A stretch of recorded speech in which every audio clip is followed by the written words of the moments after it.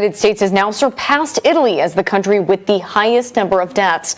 There have been more than 113,000 fatalities reported worldwide. A top envoy with the World Health Organization warned that until a vaccine is developed, we could see waves of outbreaks for quite a long time.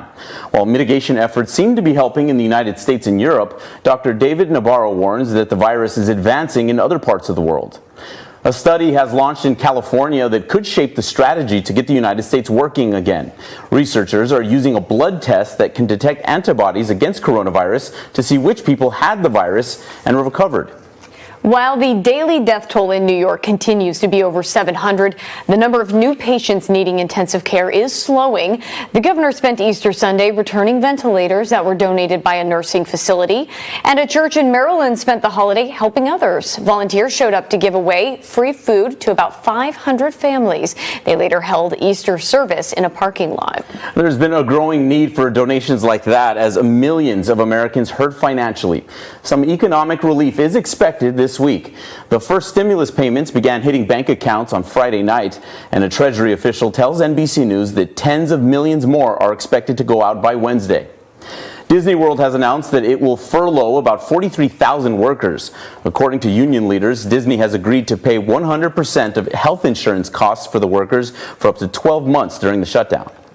And we are learning more about victims of this pandemic. The New York Fire Department announced that Gregory Hodge, an emergency medical technician, has died from COVID-19.